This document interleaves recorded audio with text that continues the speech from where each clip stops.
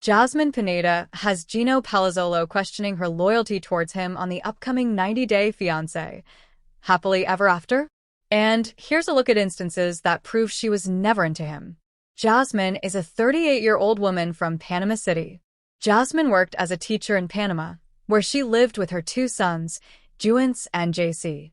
Jasmine and Gino's first in-person meeting was documented in Before the 90 Days Season 5, when Michigan-based automotive engineer Gino flew to Panama to see her. Jasmine was going through a divorce at the time, from then until 90-day Fiancé. Happily ever after? Season 9.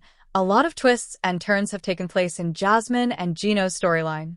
Jasmine came to America and, after marrying Gino in June 2023, found Matt Brownies in November 2023 at her local gym. Jasmine and Matt's friendship turned into something more, and while she claimed there were no feelings involved, Gino is certain that Jasmine and Matt were having an affair when she came to Arizona with Gino to film 90 Day, The Last Resort. During his debut 90 Day Fiancé, Before the 90 Days episode, Gino claimed that he had met Jasmine in March 2020 via an international dating site. The two hit it off online and supported each other emotionally as the COVID-19 pandemic unfolded. After about 9 months of messaging and video chatting, they finally met face-to-face in Panama in December 2020, marking a significant moment following travel delays caused by the pandemic, via ET. Gino proposed to her during his first trip to Panama, as he had intended. This was despite a major argument between them over his sugar baby past. Jasmine was upset over finding out that Gino had forwarded her topless photos to an ex-sugar baby. She called him names and said she wanted to break up with him.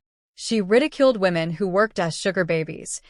Interestingly, in the tell-all, it emerged that their connection began on a sugar baby website. Gino admitted to meeting Jasmine on such a site, prompting her to explain that a friend had created her profile. Many fans were skeptical of her account. The revelation stirred controversy and fueled viewer speculation about the financial dynamics at play in their relationship. During Before the 90 Days, Jasmine repeatedly pressured Gino to spend well beyond his means. She expected a $500 clothing haul during their Panama shopping trip, but Gino refused, admitting he was not going to spend $500 on clothes. Gino had been laid off from his job and was digging into his savings to pay for Jasmine's whims and fancies, from her rent to a $2,000 Panama Island trip, her hair, face, skin procedures, and her demands for an immigration lawyer and an expensive engagement ring. Gino paid for everything. These financial requests led to emotional outbursts and tension. Jasmine accused Gino of viewing her as a waste of money and called him controlling when he resisted funding her lifestyle. When he wished to buy a cheaper engagement ring under $1,500, Jasmine protested, sparking public debate about fairness and money dynamics. She kept pestering him to pay for her beauty pageant fees, and since participating in it, Jasmine has made no further progress in her pageant journey. Viewers began sympathizing with Gino's frustration over being unable to meet her demands.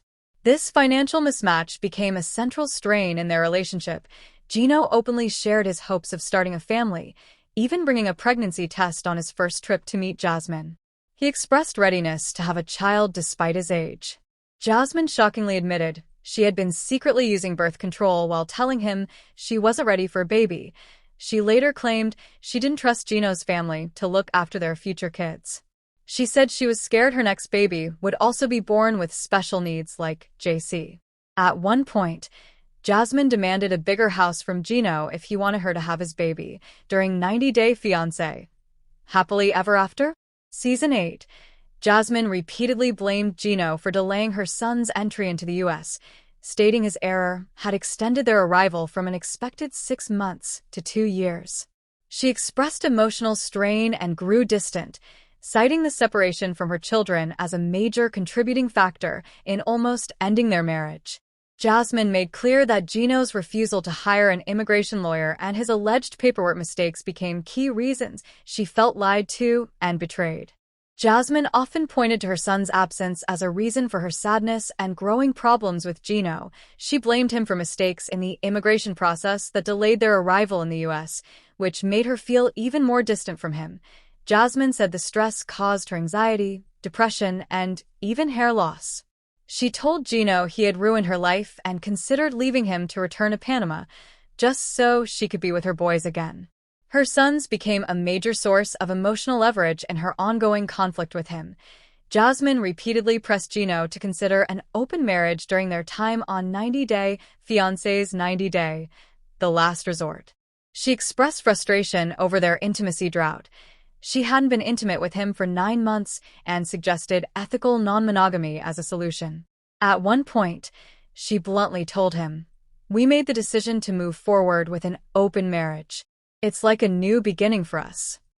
Initially shocked and resistant, Gino slowly warmed to the idea during therapy sessions, acknowledging Jasmine's unmet needs.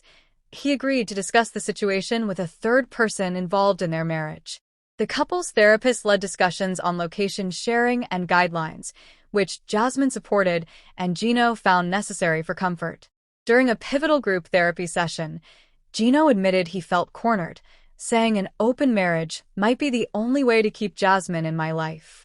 He later clarified that he only agreed because he loved her and feared losing her permanently.